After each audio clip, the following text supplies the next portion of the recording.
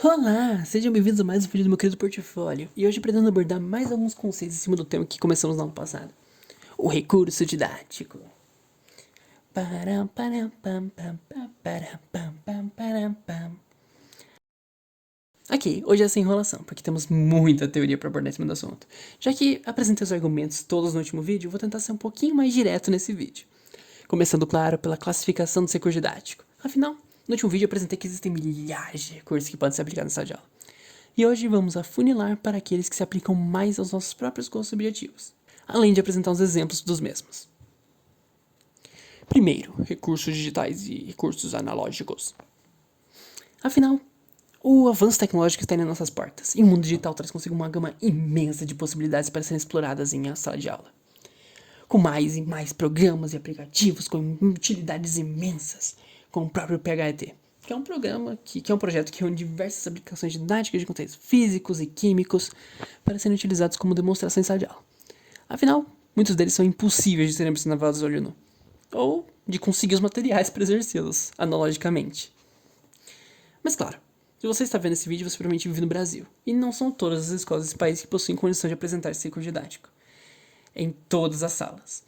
Então, é muito mais fácil buscar por recursos analógicos, que igualmente possuem uma variedade imensa de possibilidades. Eu te garanto. Como, por exemplo, para demonstrar alguns conceitos físicos e químicos, há diversos experimentos já relatados na internet, com uma alta eficácia e baixo custo.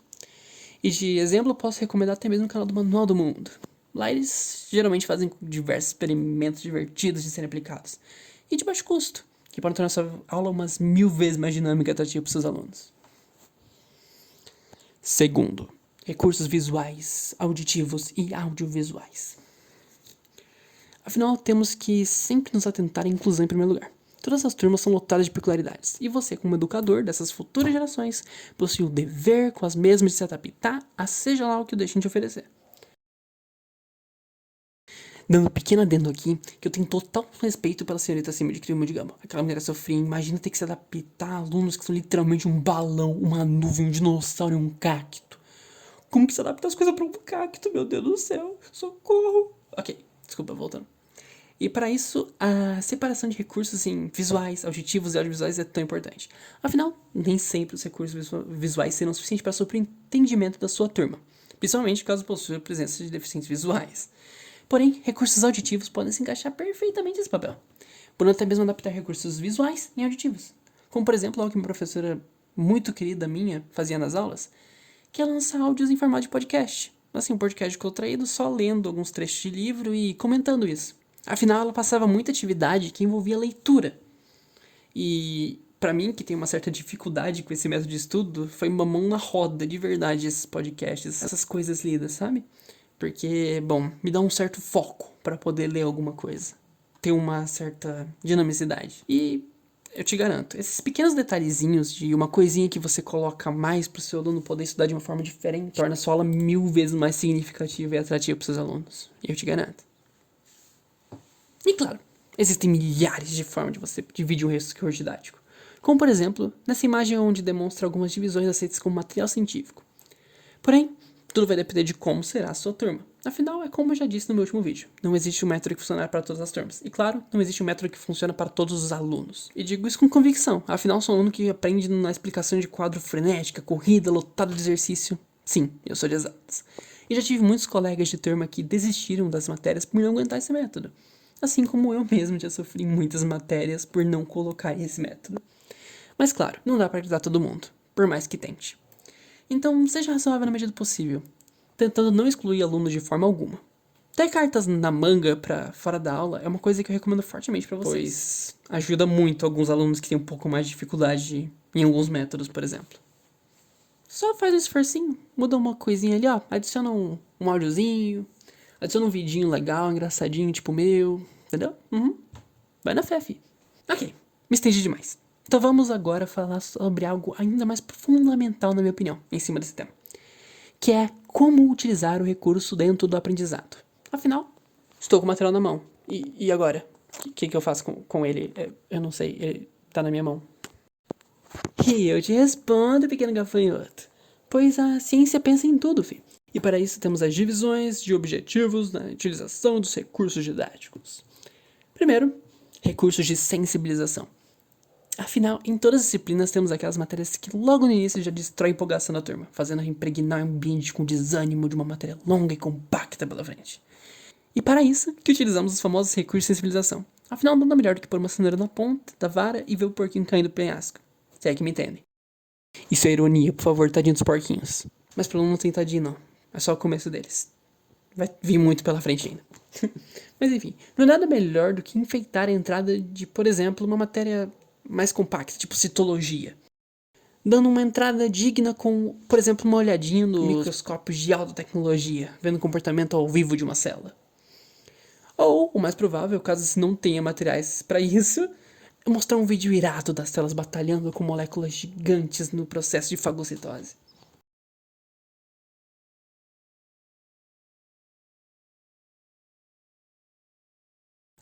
Ok. Falando é mais interessante do que realmente é. Mas nada do que uma narração irada por cima não resolva. Javier Hernández va encarando la marca de Lombate, libre, acá viene el Chucky Lozano, acá viene Lozano, acá viene Lozano, México el primero, ¡gol! Mas caso não seja suficiente, pega essa linha de informática e põe eles pra jogar um agário. Não existe exemplo melhor de fagocitose que esse, te garanto.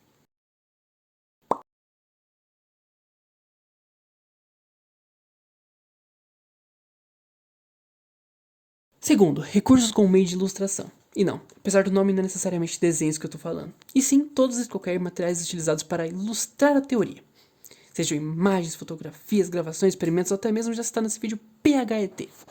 Afinal, nem sempre um meio de passar informação é suficiente. E sempre se torna mais palpável do aluno assimilar o conteúdo caso mesmo venha com imagens. Não é à toa que mangás e gibis fazem tanto sucesso. Afinal, imagens e ilustrações didáticas do que você está querendo dizer sempre se tornam um atrativo a mais para sua aula. Eu te garanto. Digo isso como um aluno no ensino médio que só pegava para ler livros com imagens e texto. Porque se torna muito maçante para mim ter que depender sempre da imaginação. Sinto muito. Terceiro, recurso como conteúdo de ensino. Afinal, nem sempre é necessário que as aulas sempre tenham um único método de serem apresentadas, o famoso quadro, giz ou até o próprio livro. Afinal, eles são sim recursos voltados para esse tipo, mas eu garanto para você que uma googlada e você já vai conseguir encontrar milhares de formas de transmitir seu conteúdo de forma fora desse maçante sistema antiquado. Como, por exemplo, algo que pretendo abordar em próximas aulas. E se você conseguisse fazer o seu próprio aluno chegar nas conclusões através de visão de casos reais? Mas isso eu vou deixar no mistério. Próximos vídeos eu abordo melhor esse tema. Quarto, recursos de expressão. Também não é nada vinculado à metaforando não, viu?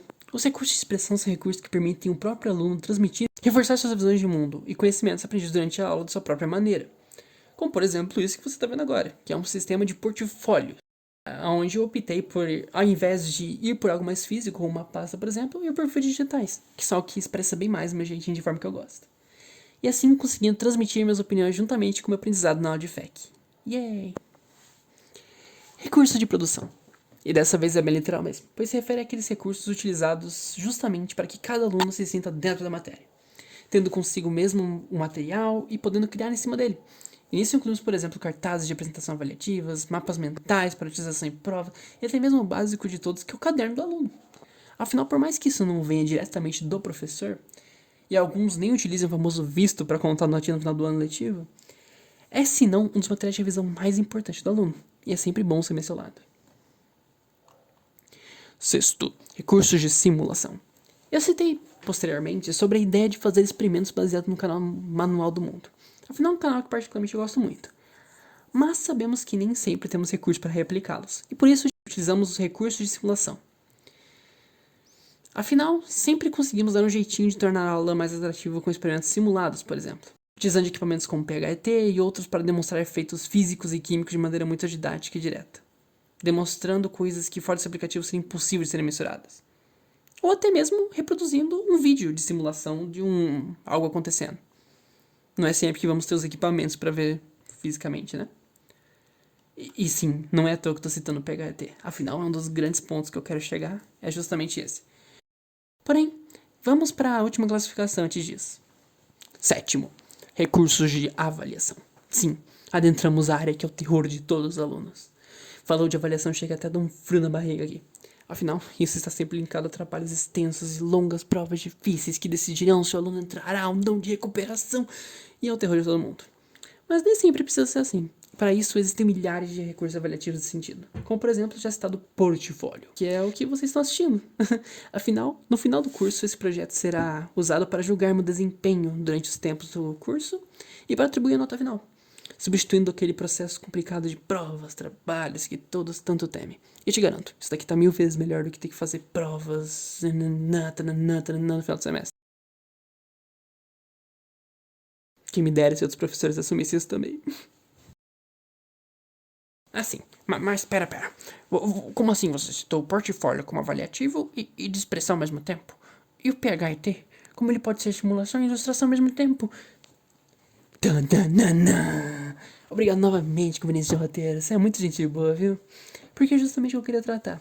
Afinal, lembram na aula passada onde dei um monólogo sobre como esses recursos possuem uma infinidade de usos? E é justamente nisso que se comprova. Afinal, tudo vai depender do porquê o professor está buscando os recursos.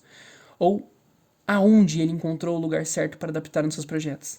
Porque isso se encaixa em livre escolha para você, como profissional de educação.